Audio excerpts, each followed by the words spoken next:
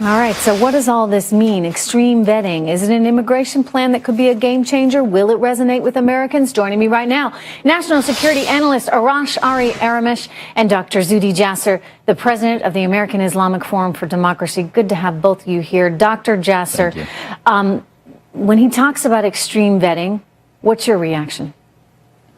Well, this is, Trish, what we've been calling for years. Our Muslim reform movement has a simple two-page declaration that says this is how you tell the difference between Islamists, those who are part of the global Salafi jihadist movement that would be insurgents, versus those that love Western freedom, secular democracy, equality of men and women. They reject the caliphate. There's easy vetting mechanisms, and to say that people have just a right, no matter what they believe, to come to America is basically a suicide pact to allow insurgents to come in. And to say that we can't vet for these ideas means that any interview process is not possible. When a polling company, Trish, can do a poll and say that 13% of the refugees believe in some support for ISIS, I'm sure then our vetting process can figure out the ideologies, theo-political, that they may support that would render them a threat to our democracy versus those that would want to come here for political asylum and that we should welcome based on their belief in freedom and liberty. Arash, extreme vetting? I mean, I know you feel differently, but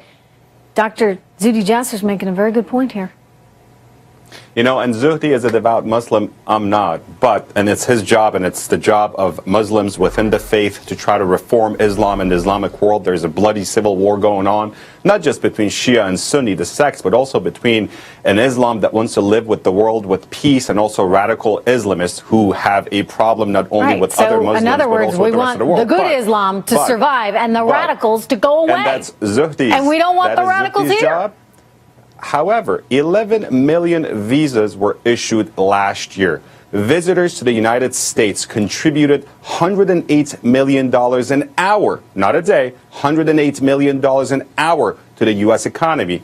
Visitors and tourism produce. All right, where are you going with this? Because I'll tell you what, jobs. I don't care about the $108 million or whatever it is. I care about everybody living peacefully in this country. Cutting me off is not going to just prevent finish me your from thought. giving you Where are you the facts. going? So let me finish my thought. Here's the thing. You want to vet 11 million visitors, probably 3 million or 4 coming from Muslim countries. What kind of a questionnaire are you going to produce and design to ask questions? What if they just lie? So at what point are you going to have a cutoff line more than just a simple questionnaire? I mean, maybe you didn't hear him, Arash. He said extreme vetting. One would have to think, what does that if you're mean? talking about extreme vetting, you're going to actually do some intelligence gathering on people. We need more intelligence gathering on all of these people that are coming from these countries, and they're coming from communities that may be sympathetic to radical Islam. I mean, Zuhdi, you can take all the money you want. I'll tell you one thing. If you do not have a secure country, you do not have an economically prosperous country.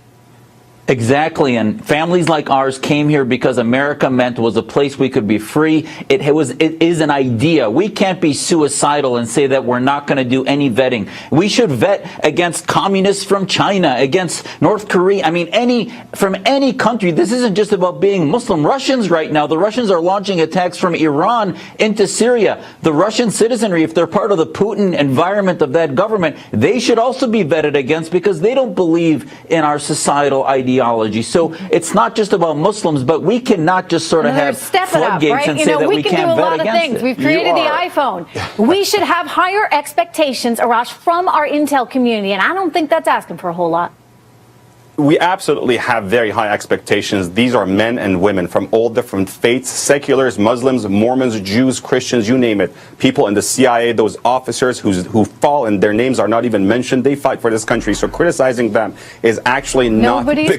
criticizing them. So We're first of all, saying second, we can vet against the caliphate. hold on, let me finish my point. If you think that someone who applies for a green card and comes here, the first thing that they do is an FBI background check. Zuhdi, you know that. There are family members of both of ours who came from overseas. The FBI does a the system is broken. The system is broken. I know it's not. The system is broken when you can't. That walked right into this country. It's one thing to have empty rhetoric. It's another fact to actually offer solutions. The solution when you have the father of the Orlando shooter sitting behind and passing every security clearance when he supported the Taliban on YouTube, you realize that ideology is not being filtered. Even when Clinton has a rally, Secret Service lets them in. in, here's a guy supporting the Taliban. So when you have immigrants coming in, if they support the Taliban on Google or whatever it is, they should be vetted out and not allowed in this country. And look, that information and you're making a available. beautiful point, and you're making a great point. And guess what? You want to vet Russians and Chinese spies and Russians. Well, today Russia is basing bombers now in Iran, and Trump wants to bend over backwards for Putin, an autocrat. He wants to bend over backwards for an autocrat, Putin. Arash, so since you don't want to vet anyone any more than we're currently doing, what is your plan to keep us safe? I want to vet everybody. I just think empty rhetoric is not helpful. So come up with some ideas. What is your idea to vet people?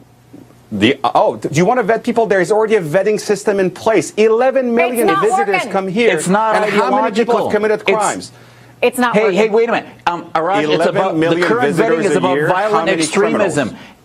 The current vetting is only about violent extremism. Jasser, it's not about ideology. Hang on for a second. Dr. Jasser, last word to you, and then we got more to cover.